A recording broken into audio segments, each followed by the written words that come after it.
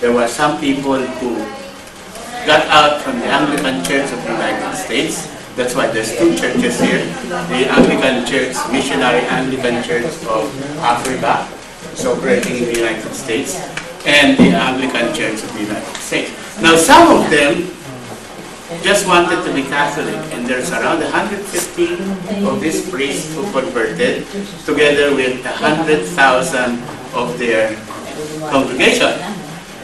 Around 100 of them asked Rome, because, you know, their congregation's there, and they would like to have the same priest, if they can be ordained a Catholic priest. So he allowed around 100 of them to continue.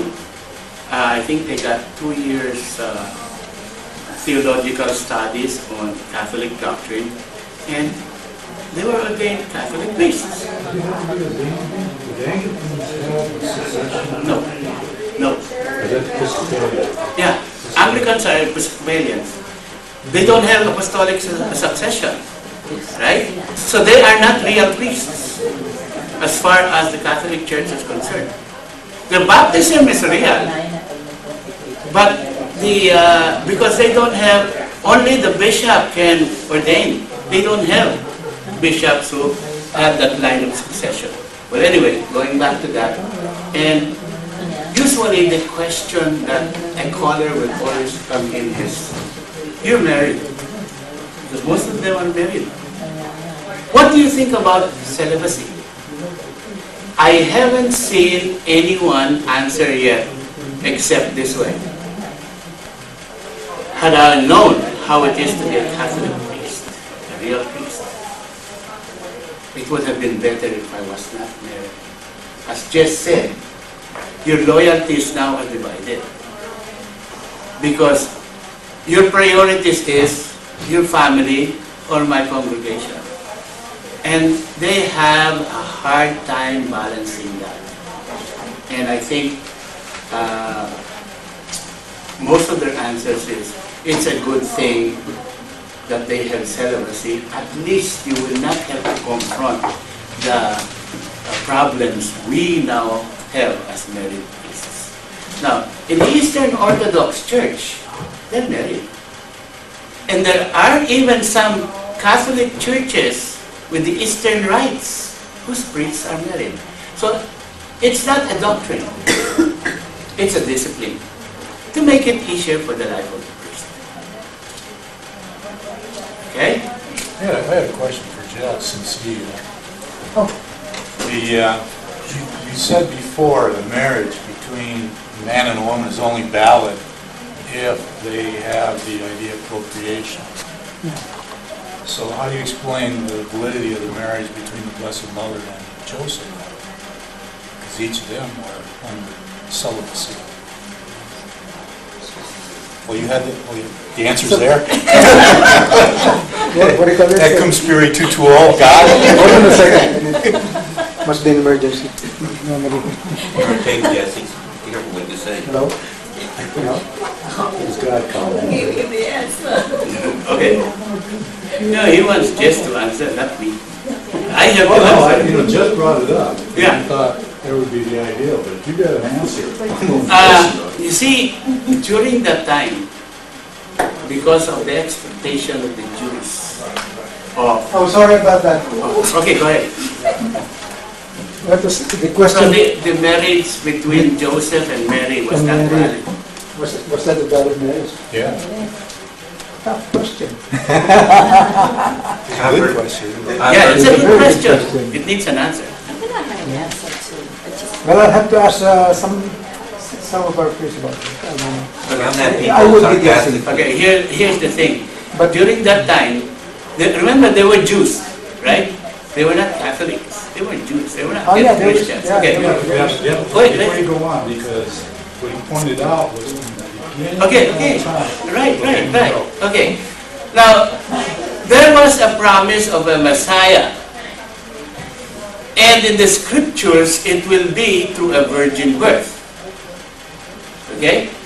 Now, during that time, there are women who go through what they call a virginity vow. Consecrated virgin. Yeah, consecrated virgin, that's the name. Expecting that they will give a virgin birth. However, on the other hand, in the Jewish law, if you give birth and you are not married, they'll stone you, right? So, there is when in a case like this, the consecrated virgin will tell their betrothed spouse that they are a consecrated virgin. So therefore, it will be a celebrate relationship. And that's how it happened. And they were still recognized under Mosaic law as being husband and wife because they went through the ceremony. See? Now, during that time, betrothment is already the marriage. The ceremony is different. And that's the reason why she was already betrothed, and if you notice, he wanted to divorce her.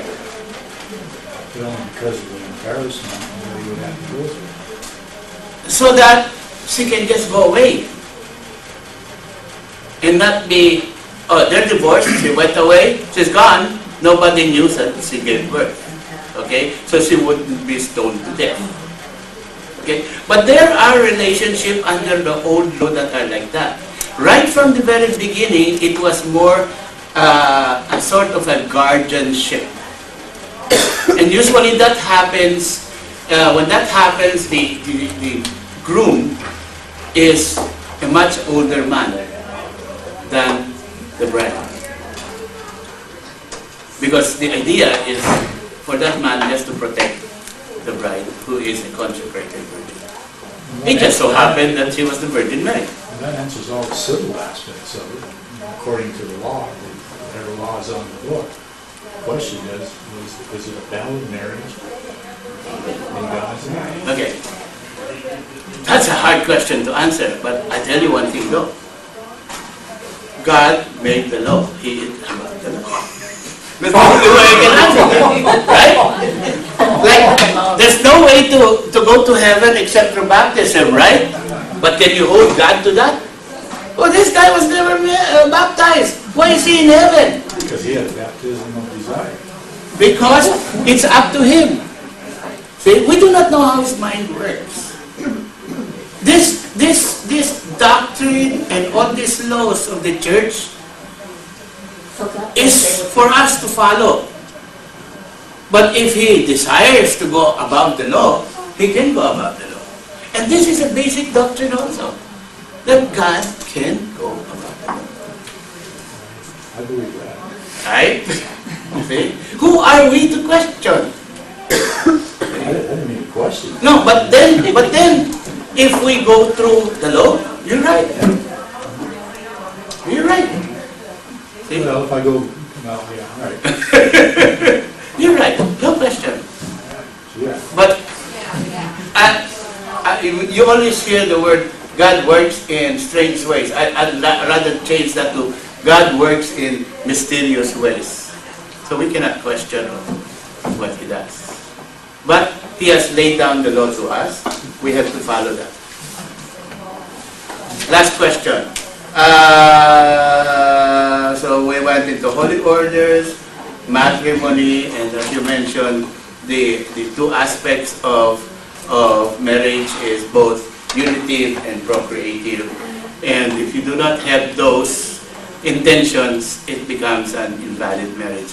And that's the reason why they have pre-marriage conferences, retreats, because it's explained to them so that once they get married, they have no more excuse. And when that happens, there's no more annulment.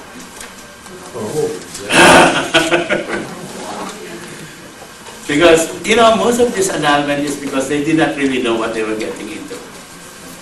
And so they find the flow. Okay? So, this will, there will be more on this on part 3. I think you went through part 3. But on the 4th commandment, there will be more questions on this. Divorce, annulment, test tube babies, cloning, all of this will be taken up part 3. Okay? That's great. So I'll be here at I need to rush 7:15. home because I just got, it's not an emergency. Heavenly Father, we praise you and we thank you, and we hope that we have learned something tonight, and that what we have learned tonight will be part of our life from now on. All this we pray in the mighty name of Jesus. Amen. I'll see you next week, guys. So next week.